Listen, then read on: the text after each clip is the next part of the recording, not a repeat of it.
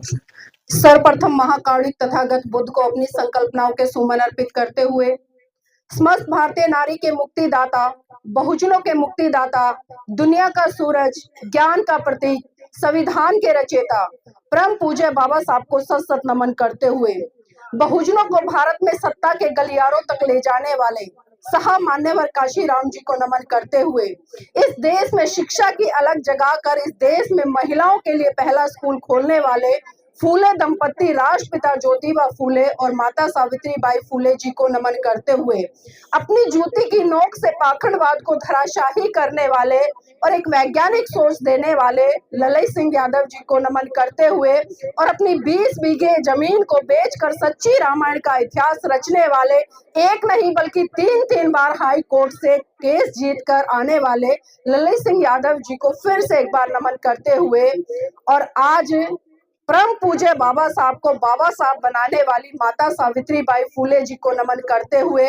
और माता रमाबाई जी को नमन करते हुए और इस बहुजन समाज में जन्मे बाबू जगदेव प्रसाद कुशवाहा जी को नमन करते हुए आप सभी को मैं 14 अप्रैल यानी कि परम पूज्य बाबा साहब के जन्म दिवस की बहुत बहुत हार्दिक मंगल कामनाएं देती हूँ, बधाई देती हूँ। बहुत सारे लोग सवाल करते हैं कि 14 अप्रैल यानी कि बाबा साहब की जयंती थी, तो फिर ये आज क्यों? क्योंकि मैं आपको बता दूं, आप आगे पढ़ पा रहे होंगे कि जो धम्पत संघ है उसने परम पूज्य बाबा साहब के जन्म दिवस से पहले एक संकल्प लिया था कि पूरे साल जो सांस्कृतिक परिवर्तन यात्रा का कार्यक्रम है उसको जाकर गांव-गांव हम मनाने का प्रयास करेंगे और हम लोगों को बताएंगे कि ये वही महामानव है जिसकी वजह से इस भारत देश के तमाम लोग और खासकर बहुजन समाज के लोग आज एक अच्छा जीवन जी रहे हैं, तो वो सिर्फ और सिर्फ इस महामानव की देन है। क्योंकि अगर परम पूज्य बाबा साहब भारत देश का संविधान नहीं लिखते, उस संविधान में आपके लिए तमाम हक अधिकार सुनिश्चित नहीं करते, आपके लिए वो सारे अधिकार नहीं देते जिनको आज लेकर आप अच्छी अच्छी नौकरियों पर काबिज है, एसी वाले घरों में रहने, बड़ी बड़ी गाड़ियों में चलते हैं और ब्रांडेड कपड़े पहनते हैं, तो ये सारी की सारी देन परम पूज्य बाबा साहब की है। लेकिन विडंबना है कि आज बहुजन समाज का जो तबका है वो कहीं ना कहीं इतना स्वार्थी हो गया है और अपने ही आप में खोकर कहीं ना कहीं आज अपने महान पुरुषों को भूलता जा रहा है और उनका गुणगान तो बहुत दूर की बात है, उनको साल में एक बार भी याद नहीं करता। अब बताइए, यहाँ पर बहुत सारे बच्चे बैठे थे, शोर भी कर रहे थे। मैंने पूछा कुछ बच्चों से कि बेटा किसी को बाबा साहब की कोई कविता आती है तो बताएं। अब बच्चे बताएंगे कहाँ से? जब तक घर के बड़े बच्चों को नहीं बताएंगे, चाहे मैं जगदेव प्रसाद कुशवाहा बाबूजी की बात करूं, उनके बारे में नहीं बताएंगे, बाबा साहब के बारे में नहीं बताएंगे, साहब मान्यवर काशीराम जी के बारे में नहीं बताएंगे, या तमाम बहुजन नायक नायिकाओं के बारे में नहीं बताएंगे, तो क्या हमारे बच्चों को अपने महान पुरुषों का इतिहास पता चलेगा? बताइए मुझे, क्या चलेगा? उन्हें नहीं चलेगा। और जब उन्हें आपके महान पुरुषों का इतिहास नहीं पता चलेगा, अपने महान पुरुषों को नहीं जानेंगे, नहीं समझेंगे, तो वो कहाँ जाएंगे? वो दूसरों की संस्कृतियों को ढोने का काम करेंगे, दूसरों के दरवाजों पर जाएंगे, दूसरों का गुणगान करेंगे, दूसरों का झंडा उठाएंगे, यही तो करेंगे ना। अगर हमारे परिवार में कोई बच्चा होता है, पैदा होते ही अगर हम उसे किसी दूसरे धर्म में छोड़ आए, तो क्या हम ये कह सकते हैं वो बच्चा हमारा है, या हमारी संस्कृति को सीखेगा, या हमारे धर्म के बारे में कुछ सीखेगा? शायद नहीं कह सकते, क्योंकि जहां पर उसका पालन पोषण हो रहा है, जो सीख रहा है, जो बच्चे को सिखाया जा रहा है, वो वही तो बताएगा ना। तो आज बहुजन समाज के तमाम लोगों की जिम्मेदारी बन जाती है, मैं बात करूं 85% समाज की, जिसमें कि SC, ST, OBC और माइनॉरिटी आते हैं, क्योंकि आज कहीं ना कहीं हम बहुजन भी आपस में लड़ते नजर आ रहे हैं, एक दूसरे से छिटके हुए हैं, बिखरे हुए हैं। और बाबा साहब ने इस बिखरे हुए समाज को संगठित करने के लिए 1935 में एवला की धरती से एक घोषणा की कि मैं हिंदू धर्म में पैदा हुआ, ये मेरे बस की बात नहीं थी, लेकिन मैं हिंदू धर्म में मरूंगा नहीं। और ठीक 21 साल बाद परम पूज्य बाबा साहब नागपुर की पावन धरती पर लाखों अनुयायियों के साथ में 14 अक्टूबर सन 1956 को बौद्ध धर्म की जो दीक्षा है वो लेते हैं और भगवान बुद्ध की शरण जाते हैं और इस देश के लोगों को संदेश देते हैं कि अगर सही मायने में आपका कोई भला कर सकता है, आपका कल्याण कर सकता है, आपको मनुष्य से मनुष्य होकर गौरवान्वित कर सकता है, तो वो है महाकारुणिक तथागत बुद्ध का धम्म। लेकिन हम लोगों ने बाबा साहब की बात को माना ही नहीं। माना तो बहुत दूर, ना हमने जानने का प्रयास किया, ना समझने का प्रयास किया। क्योंकि बाबा साहब अक्सर दो सपनों को लेकर चर्चा करते थे। जब जब वो लोगों के बीच में जाते थे तो एक पीड़ा उनकी झलकती थी। वो अक्सर कहते थे कि मेरा ये बहुजन समाज का जो तबका है वो इसकी देश की सत्ता पर काबिज हो और इस देश पर राज करे और इसका देश का नेतृत्व संभाले, ताकि इस देश में एक अच्छी व्यवस्था कायम कर सके। लेकिन विडंबना है कि हमने बाबा साहब की इस बात को नहीं समझा और हम टुकड़ों टुकड़ों में बंटकर, जातियों में बंटकर अलग हो गए। इसी तरह से दूसरे सपने की जो बात की उन्होंने कि पूरा भारत बौद्धमय हो, लेकिन हम उस दिशा में भी नहीं बढ़े। क्योंकि उसका कारण यह है कि आज भी कहीं ना कहीं जो SC ST OBC माइनॉरिटी है वो जातियों में बटा पड़ा है।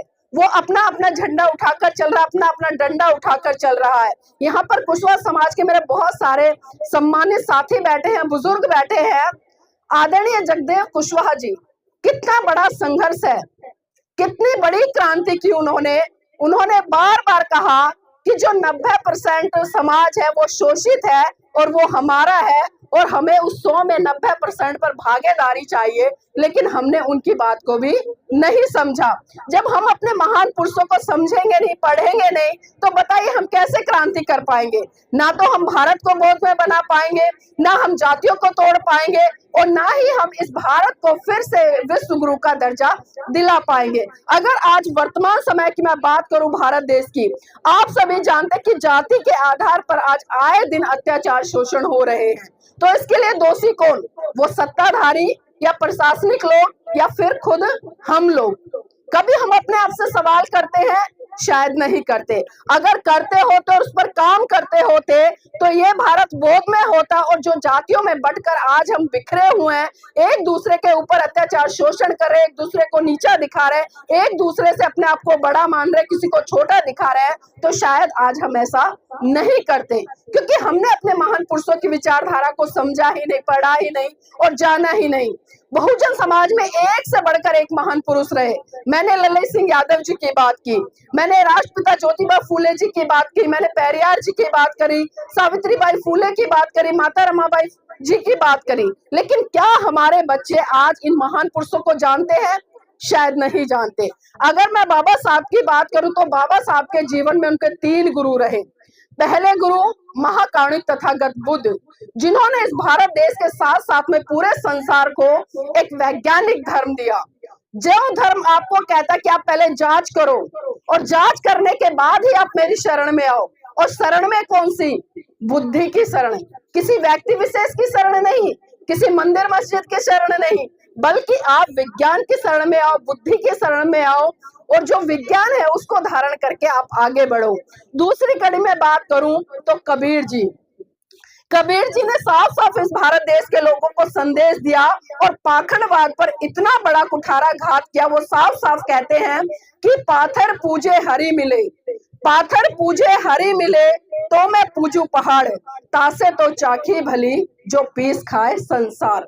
कितनी बड़ी बात है, कितनी महत्वपूर्ण बात है। क्या हमने इस बात को समझा कि अगर एक पत्थर के पूजने से भगवान मिल जाते तो कबीर जी कह रहे कि मैं तो पूरा का पूरा पहाड़ पूज देता।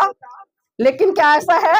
आज हम पढ़े लिखे लोग हैं, समझदार लोग हैं, लेकिन उसके बावजूद भी जब हमें स्कूलों की तरफ बढ़ना चाहिए, विश्वविद्यालयों की तरफ बढ़ना चाहिए, विज्ञान की तरफ बढ़ना चाहिए, तब हम कहाँ भाग रहे हैं? हम उन्हीं पत्थरों में सर मारने का काम कर रहे हैं जिनको हमारे महान पुरुषों ने मना किया। लल्लई सिंह यादव जी बहुत तार्किक सोच वाले थे इस समाज के लिए, लेकिन विडंबना है कहीं ना कहीं उस समाज से आने वाले आज बहुत सारे लोग, अगर मैं कुछ % लोगों को छोड़ दूं तो जो पूरा समाज है वो भी कहीं ना कहीं आज पाखंडवाद, रूढ़िवाद, इन परंपराओं में उलझा हुआ है। बाबा साहब के तीसरे गुरु राष्ट्रपिता ज्योतिबा फूले सामाजिक गुरु रहे। उन्होंने कितने बड़े स्तर पर इस भारत देश में काम किया। जब घर की बहन बेटियां घर से बाहर नहीं निकल सकती थी, जब धर्म के नाम पर बहन बेटियों के ऊपर अत्याचार, शोषण होता था, नाई किसी के बाल नहीं काटता था, आपको अच्छे कपड़े पहनने की आजादी नहीं थी और महिलाएं जिनके पति मर जाते थे तो उनको क्या करते थे? जिंदा जला देते थे, जिसे सती प्रथा कहते थे। इस तरह की तमाम क्रूरतावादी सोच पर, तमाम उन आडंबरों पर, तमाम उन पाखंडवाद पर राष्ट्रपिता ज्योतिबा फूले जी ने लगाम लगाने का काम किया और अपनी जीवन संगिनी के साथ में मिलकर उन्होंने इस भारत देश में 48 स्कूल खोले थे। लेकिन हम उनको भी नहीं जानते। 5 अप्रैल गया, क्योंकि जैसे ही अप्रैल की शुरुआत होती है, आपके बीच में एक से बढ़कर एक महान पुरुषों की जयंती आनी शुरू होती है। हमें मौका मिलता है कि हम उनके इतिहास को पढ़ें, उनको समझे और समझकर अपने बच्चों को बताएं, अपने समाज को बताएं, ताकि हमारे समाज में क्रांति आए।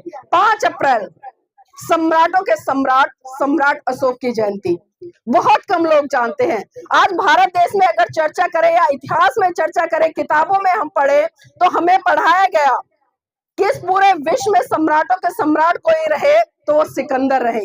किसी ने नहीं बताया जिस सिकंदर ने छोटा सा जमीन का टुकड़ा जीत लिया, उसको हमने महान बता दिया। और जिस व्यक्ति ने बिना युद्ध के पूरे भारत के साथ साथ में पूरे विश्व में भगवान बुद्ध के धर्म को फैलाया, उसे हमने जाना ही नहीं और सत्ताधारी लोगों ने बताया नहीं। तो गलती हमारी है, हम उनको नहीं कह सकते, उनका काम है वो करेंगे। लेकिन हमारी भी कुछ नैतिक ड्यूटी बनती है कि हम अपने महान पुरुषों को पढ़े, समझे, जाने और फिर आगे बढ़े। इसी कड़ी में जिस तरह से 11 अप्रैल आया, तो राष्ट्रपिता ज्योतिबा फूले जी की जयंती हमने पूरे भारत देश में देखी, लोगों ने बड़े अच्छे तरीके से मनाई। लेकिन जब वैचारिक क्रांति की बात आई तो नील बटा सन्नाटा नजर आए। क्योंकि मैं बार बार कहती हूँ, बहुत सारे लोगों को बुराई भी लगती है कि हम बाबा साहब की जयंती या तमाम महान पुरुषों की जयंती हो, हम उनकी जयंतियों पर रैलियां निकाल लेते, बड़े बड़े मंच आयोजित कर लेते, बड़े बड़े झंडे उठा लेते हैं, टीका लगा लेते हैं और बड़े बड़े डीजे बजा लेते हैं। तो क्या इससे हम किसी भी महान पुरुष की जयंती को सार्थकता दे पाएंगे? बताइए, क्या दे पाएंगे? खाली जय जयकार करने से काम नहीं चलेगा। और बाबा साहब ने भी साफ साफ कहा कि मेरी जय जयकार करने से अच्छा है मेरे बताए हुए मार्ग पर चलो। जिस दिन आप मेरे बताए हुए मार्ग पर चलोगे, उस दिन आपका कल्याण हो जाएगा। लेकिन हमने उनकी बात को भी नहीं समझा। अब बाबा साहब के जीवन संघर्ष से जुड़ी हुई मैं कुछ घटनाओं पर जरूर प्रकाश डालना चाहूंगी।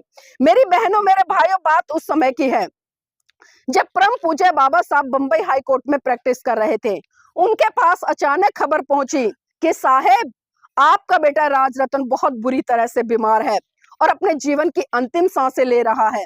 ये बात सुनकर परम पूज्य बाबा साहब तुरंत घर दौड़े आए और जैसे ही बाबा साहब ने अपने बेटे राजरतन को गोद में उठाया, राजरतन ने बाबा साहब की गोद में दम तोड़ दिया। ये मंजर देखकर माता रमाबाई बिलक बिलक कर रोने लगी और साहब का कॉलर पकड़कर कहने लगी कि साहेब बस कीजिए, बस कीजिए साहेब, बस कीजिए। आपकी समाज सेवा के भूत ने एक एक करके मेरा पूरा परिवार उजाड़ दिया, साहेब बस कीजिए।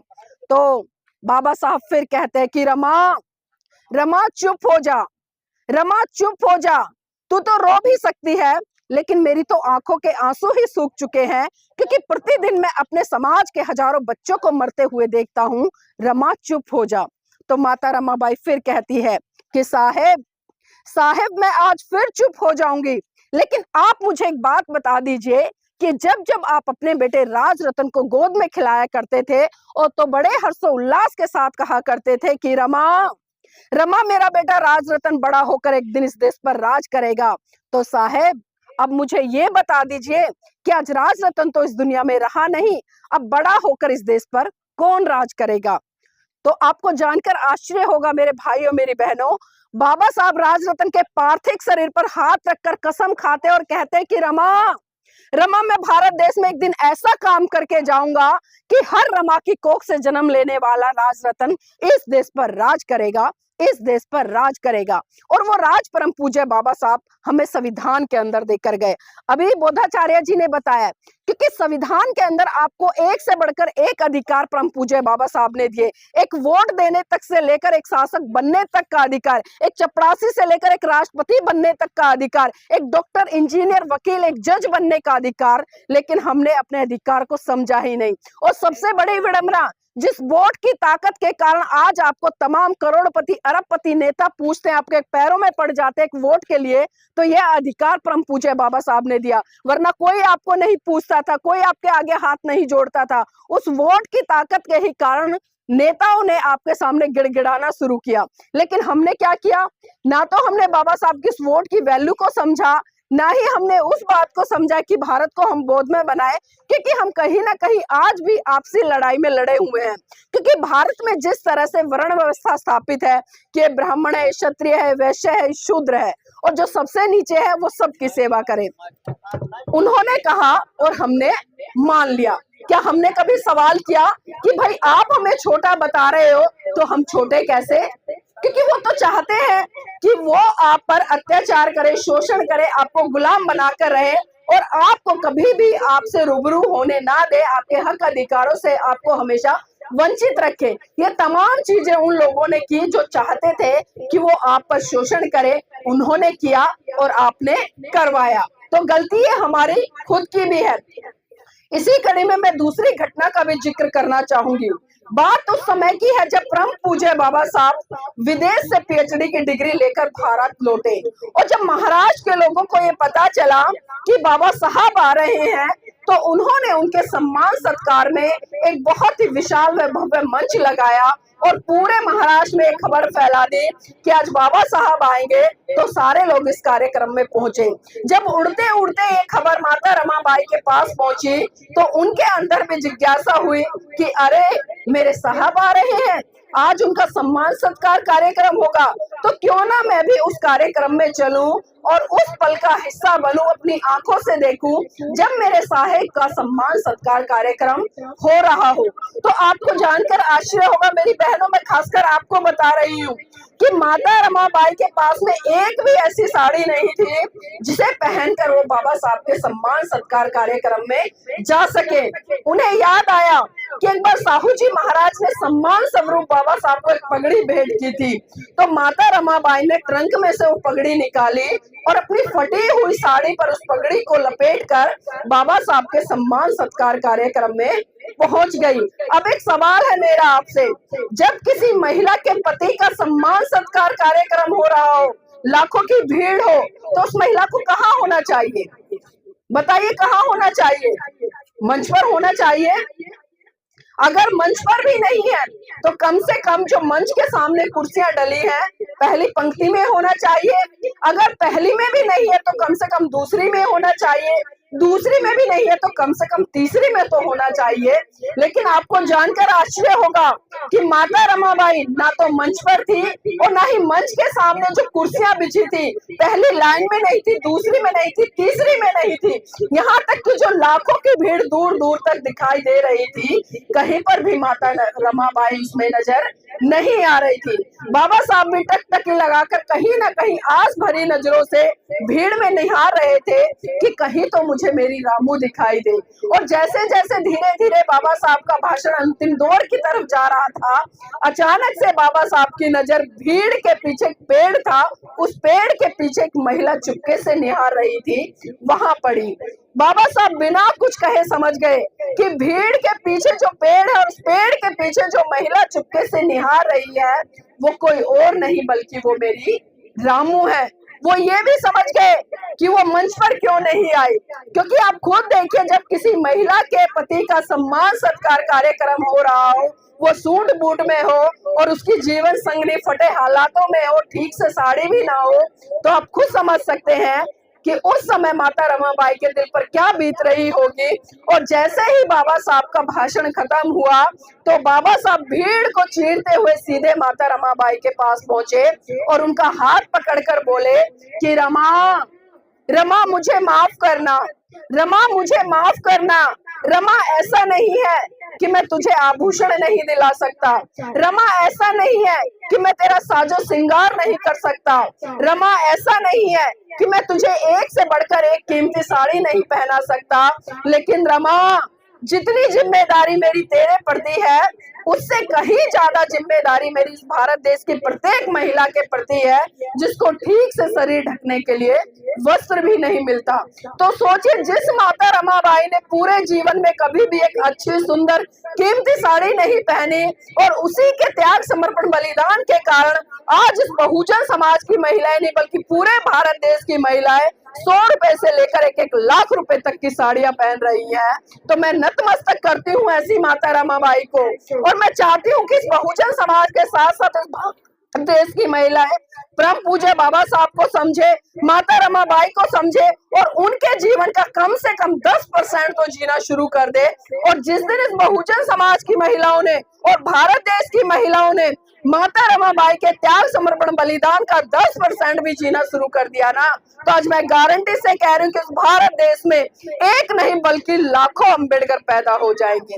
लेकिन जरूरत है हमें समझने की, जानने की, सोचने की, विचारने की, क्योंकि हम इस दिशा में आगे बढ़ते ही नहीं हैं। साथियों, समय का अभाव है, अंधेरा भी हो रहा है और आदरणीय वकील साहब भी हैं, तो मैं इन 2 कहानियों के साथ में आपसे सिर्फ इतना ही कहना चाहूंगी, अपने बच्चों को अपने इतिहास से जरूर रूबरू कराएं। आपके पास में एक से बढ़कर एक महानायक है, एक से बढ़कर एक महानायिका है। जिस दिन आपके बच्चों ने और आपने इन महान पुरुषों को समझ लिया ना, तो आप इस देश की सत्ता पर भी राज करेंगे। और फिर से वो दिन आएगा जब भारत में हर गली, हर बस्ती, हर कूचे से सिर्फ एक ही आवाज आएगी कि ले अंत मन दीप भव, ले अंत मन दीप भव, मूल मंत्र बने स्वयं के स्वामी। गूंज उठे हर बस्ती से बुद्धं शरणं गच्छामि, धम्मं शरणं गच्छामि, संघं शरणं गच्छामि। जय भीम, नमो बुद्धाय।